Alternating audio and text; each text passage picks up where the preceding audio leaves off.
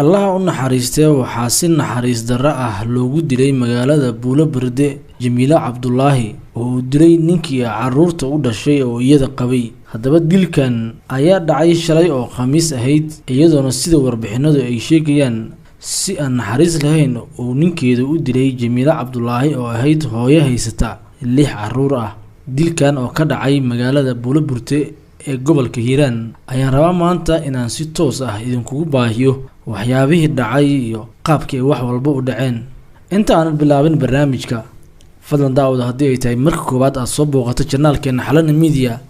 subscribe oo furo gambalelka si aad u noqoto daawadaha koowaad ee barnaamijyadeena. u duceey hooyadan in Ilaahay naxariistiisa janno ka waraabiyo. mahadsanid. waxa magaalada Buulo Berde ee gobolka Hiiraan sida wararku sheegayaan lagu dilay hooyo Jamiila Cabdullaahi oo ahayd hooyo korsata 6 caruur ah una xamaalata oo iyadu biisha. ninkii iyada qabay oo sida la sheegay aad u isticmaali jiray muqaadaraadka ayaa dil xun u geystay kadib markii uu toorey la dhacay. waxay wararku sheegayaan in hooyadan iyo saygeedii hore ee iyada dilay uu ka dhaxeeyay muran labadooda, waxaana lagu ballansanaa inay kala tagaan maalinta Sabtida ah ee bari ah, balse shalay oo khamiis ahayd ayuu toorey ku dhuftay. hooyadan ayaa la sheegay inay ka tagtay caruur gaaraysa 6 cunug oo ay korsanaysay, iyada ayaana waxbarashada iyo wax walba ka dhiibi jirtay oo wixii ka ganacsan jirtay shaaxa. waxay ahayd qof iska danyar ah sida wararku sheegayaan oo caruurteeda iyada xooggeeda ku biilata. saygeeda oo aan taageero qoysiin jirin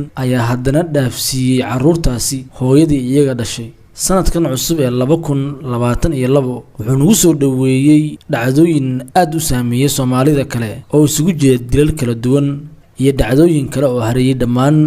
baraha bulshada. dilka loo geystay hooyadan waxa uu aad ugu egyahay dhacdo ka dhacday magaalada Muqdisho bishii December ee sanadkii tagay, kadib markii nin uu dilay xaaskiisa waliba isagoo uu dilay lacag gaaraysa $25. waxay hooyadaasi ahayd hooyo ciyaalkeeda iyadoo biilata oo u shaqeysa caruurteeda. ninkeeda ayaa weydiistay sida ay sheegeen xubnaha qoyska $25 oo ku sameeysto mooto bajaaj isaga oo aanan qoyska wax lacag ah haba yaraatay aan siinin. murankii ka dhashay meeshaas ayuu ninkii wuxuu dil u geystay xaaskiisa waliba isagoo isticmaalaya midi. dhacdooyinka ka dhacay Soomaaliya bilii u dambeeyay waxay ahaayeen kuwa aan la qaadan karin ama aad u naxdin badan. waxaan kula wadaagayaa muuqaalada soo socda qaybo kamid ah dhacdooyinkaasi oo ugu horeyso dhacdada hooyo Jamiilo. dhacdada aan idiin sheegay ee ka dhacday magaalada Muqdisho oo ninku xaaskiisa ugu dilay $25 uu doonayay inuu si xoog ah uga qaato. waa ku maasan tahay daawashada muuqaalkan. fadlan daawada haddii ay tahay markii koobaad aad soo booqato channelkeena Xalana Media, subscribe oo furo gambalelka si aad u noqoto daawadaha koobaad ee barnaamijyada aan sida maalinlaha ah u soo gelino. foolkar oo ilmaheeda aan ka hurdin habeen iyo maalin waxa ayada dhashay iyo waxa ay u tahay intaas bay ayada ay habeen iyo maalin ay u ordeysay. marka waxaan ka baryaa ummadda islaamka ummadda Nabi Maxamed inay ilmahaas anaga aheena ay nala kaabaan oo wixii ku tari karaan wixii iskool iyo waxbarasho caafimaadkooda inay nala ogaadaan ayaan ka baryaa. ayaa u sheegaya ummadda islaamka barashadooda maasha Allah dugsi quraan iskool waxun way baranayeen. kulay ciyaal seegseeg oo meelaha socda ma ahayn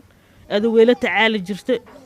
ummadana way ka qabsan jirtay dariska cid oo maanta ka soo cabaadi jirtay ma ahayn. ilma xifdisan ay ahaayeen dhinac walbaba adiga iskigu qanacsan. rajooyin badan ee ilmaheeda ee u lahayd inay quraan ku dhameyso dugsiga ku dhameyso ee iskool ku dhameyso ay rajadaas lahayd. alxamdulillah hadda maanta ayada intaan ciyaalena ayada dhashay iyo waxa ayay u tahay iyo waxa ayada dhashay ahaayeen. marka ilmihiina marka ayada hooyay aaban u heedo ayada gacanta ku wada heysay. marka haddana waxaan rabaa ummadda Ilaahay oo maaragtay Soomaaliyeed dal iyo dibadba meel alla meeshii joogaan inay ilmihii wax ku soo taraan oo maaragtay ilmihii ay maaragtay gacan qabtaan ayaan rabaa hadduu Ilaahay raali ka noqdo. marka warkaasay intaas saaka waxa uu soo kacay la dhahay gabar iskoolay imaatay waxa la dhahay maamada ilmahaada adegan meeshan tabeela leeyahay aniga magaaladan joogay markaas la yeeray gabadhiya 2 cunug maaragtay ee dhashay maaragtay ameedkooda meel xaafadda agteeda laga helay marka xalay ilmihii adeegii yaroo loo diray dukaan meesha agtooda loo diray adeegii marka loo diray ma aragtay ilmihii waa dib uma soo laaban xal dhan waa la raadinayay saakeena ma aragtay meedkooda ma aragtay xaafadda agteeda meel oo laga soo ma aragtay laga arkay marka ilaa haddana ma aragtay waa ma aragtay baaritaankii wixii hawshii aska socoto askarti booliiska nala joogo yaa lagu tuumayaa wallaahi hadda wax hadda lagu tuumayo ma lahan kuley hadda wax hadda ma aragtay maay hadda waxaa la hayaa le ma aragtay yarkii adeerku ahaa bisaal hadda la hayaa ma aragtay xogo ay ma aragtay laga shiksan yahay bis wax kan faado zaid ma jiraan waxaan arkay xalay ciyaalkii oo horta la lacsan yahay saaka waxa uu soo kacay la dhahay gabar iskooley ay imaatay waxa la dhahay maamada ilmahaada meeshooda xag yaalo marka maamadii meesha lagu soo wada orday waxa la imaaday nin meeshooda meesha yaalo ilmihii suxuna loo dilay xalina hooyadii adeega u dirsatay in dhulmaan u arkay meesha alxamdulillah banaanka koraa la keensaday ciyaalka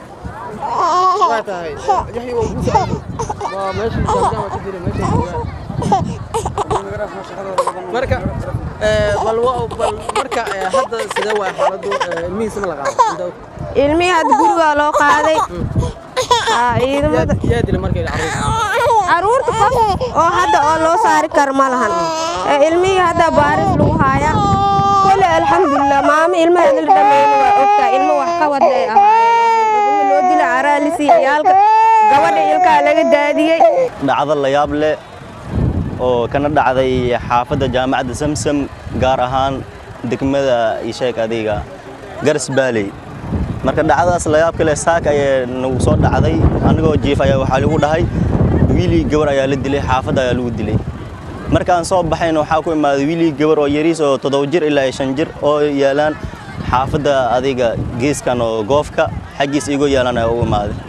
markaas wareystay waxa lagu dhahay maamada waatana xalay dhan ayay raadinaysay ilmahan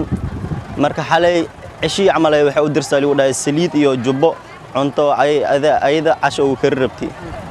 markaas lagu dhahay cuntadii cashadii waxay ka rabtay boodka loo soo tuur ilmihiina way weysay xalay dhan ilmaha raadinaysa lagu dhahay marka wareystan ilmaha waxa lagu dhahay hadda intay yaalaan yaa dilay leeyahay marka ilmihi hadda wallahi qofkaas dilaysa ma dhihi karo ilmihi waa meed midka 7 jirka wiilkan afka oo ilkii ka daadsan yahay gabadhina bac ayaa lagu ceejiyo afka ay caro loogu shubay run ahaantii lama fiiri karba aragooda xataa lama qiyaas garsiin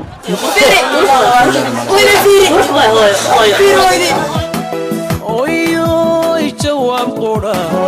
aanu suuq bagaraanay adigay